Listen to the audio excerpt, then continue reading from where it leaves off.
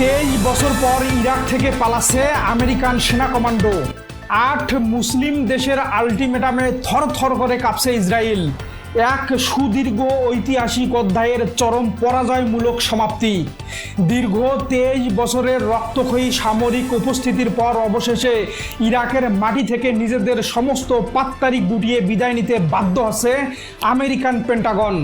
আর অন্যদিকে গাজা শান্তি চুক্তি অমান্য করে আল আকসা প্রাঙ্গণে নতুন আগ্রাসন চালানোয় নেতানিয়াহু ও মার্কিন প্রশাসনকে কড়া আলটিমেটাম দিল তুরস্ক সহ 8টি প্রভাবশালী মুসলিম দেশ।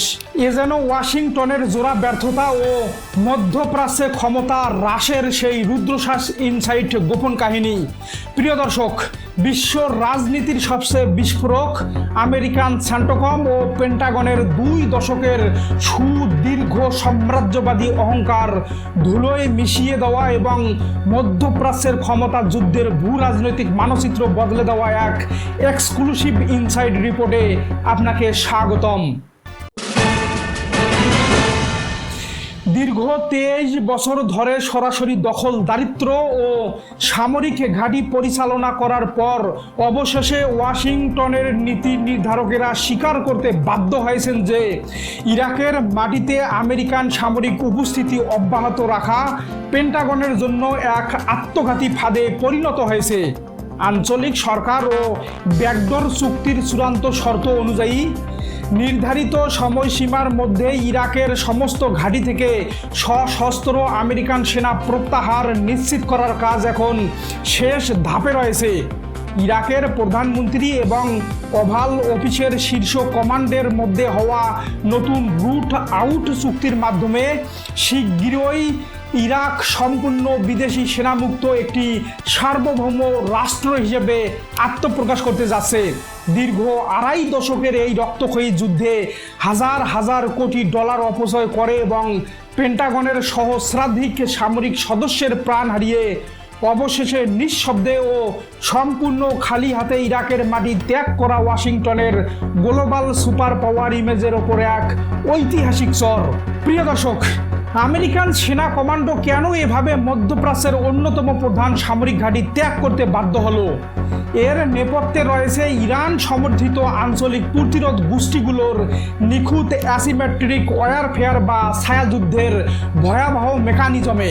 ইরাকের বাগদাদ, আল আসাদ এবং বিমান ঘাঁটিগুলোতে আইআরজিসি ও স্থানীয় সশস্ত্র গোষ্ঠীগুলোর সস্তা সোয়ার্ম ড্রোন এবং নিখুঁত গাইডেন্স মিসাইলের লাগাতার হামলার কারণে আমেরিকান প্যাট্রিয়ট ও থার্ড এয়ার ডিফেন্স সিস্টেম সম্পূর্ণ অকার্যকর প্রমাণিত হয়েছে।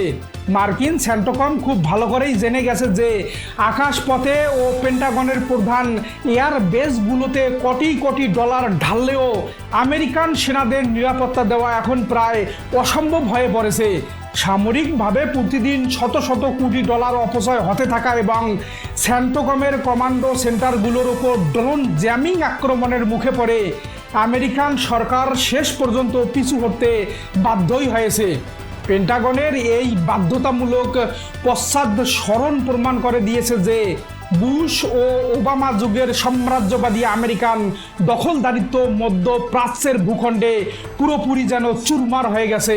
ইরাক থেকে আমেরিকার এই অপমানজনক ব্যাকফুটে যাওয়ার মাঝেই মধ্যপ্রাচ্যের সংঘাতের নতুন দাবানল জ্বালিয়ে দিয়েছে ইসরায়েল। মার্কিন সমর্থন পুষ্ট ইসরায়েলি প্রধানমন্ত্রী নেতানিয়াহু গাজা শান্তি প্রস্তাব উপেক্ষা করে আল আকসা কম্পাউন্ডে অবৈধ বসতি স্থাপনকারী ও সশস্ত্র বাহিনীকে প্রবেশের অনুমতি দেওয়ায় পুরো মুসলিম বিশ্বে তীব্র ক্ষোভের বিস্ফোরণ ঘটেছে। প্রিয় দর্শক, এই প্রকাশ্য উস্কানি ও ফিলিস্তিন লেবাননে একের পর এক বিমান হামলার জবাবে তুরস্ক, সৌদি আরব, ইরান ও ওমান সহ 8টি প্রভাবশালী মুসলিম দেশ একজোট হয়ে তেল আবিব ও ওয়াশিংটনকে কড়া কূটনৈতিক ও রাজনৈতিক আলটিমেটাম ছুড়ে দিয়েছে। আন্তর্জাতিক নিরাপত্তা বিশ্লেষকরা পরিষ্কার করে বলেছেন, আন্তর্জাতিক চুক্তি পাশে সরিয়ে নেতানিয়াহু ভেবেছিলেন আমেরিকান সামরিক শক্তি তাদের রক্ষা করবে, কিন্তু এই 8টি মুসলিম দেশের এই সমন্বিত কঠোর অবস্থান ও সম্ভাব্য নিষেধাজ্ঞার হুমকি ওভাল অফিসকে এক নজিরবিহীন ভাবমূর্তি সংকটে ফেলে দিয়েছে। প্রিয় দর্শক, সমগ্র ঘটনা প্রবাহকে যদি আমরা বিশ্ব রাজনীতি, মধ্যপ্রাচ্যে আমেরিকান সেনা সংখ্যার হ্রাস এবং আন্তর্জাতিক সামরিক ভারসাম্যের লেন্স দিয়ে অত্যন্ত গভীরভাবে পর্যবেক্ষণ করি, তবে এটি পানির মতো পরিষ্কার হয়ে যায় যে 2026 সালের এই উত্তাল সময়ে দাঁড়িয়ে আমেরিকান সুপার পাওয়ার ও তার আঞ্চলিক প্রক্সি ইসরায়েল চরম কোণঠাসা হয়ে পড়েছে। ইরাক থেকে আমেরিকার সেনা প্রত্যাহার এবং 8টি মুসলিম দেশের এক অভূতপূর্ব কূটনৈতিক ও সামরিক অবস্থান প্রমাণ করে দিয়েছে যে ভয় দেখিয়ে বা প্রোপাগান্ডা চালিয়ে স্বাধীন রাষ্ট্রগুলোকে আর দমন করা যাবে না। ওয়াশিংটন ও তেল আবিবের বিশ্ব মোড়লগিরির এই সুপ্রাচীন অহংকার আজ নিজের তৈরি ধ্বংস স্তূপেই ঢাকা পড়েছে, যা আগামী দিনে আন্তর্জাতিক তেলের বাজার ও বৈশ্বিক ক্ষমতার ভারসাম্যকে সম্পূর্ণ নতুন ও মেরুকৃত রূপ দেবে। আজকের এই চোখ খুলে দেওয়া সত্য ও নিরপেক্ষ ইনসাইড রিপোর্টটি দেখার পর আমাদের সম্মানিত দর্শকদের কাছে আজকের আমাদের সবচেয়ে বড় প্রশ্ন হলো, ইরাক থেকে আমেরিকান সেনা বিদায়ের পর এবং 8 মুসলিম দেশের এই অল আউট আলটিমেটামের মুখে নেতানিয়াহু কি বাধ্য হয়ে আগ্রাসন থামাবেন, নাকি মধ্যপ্রাচ্যে এক সর্বাত্মক মহাযুদ্ধে ছারখার করে দেবেন?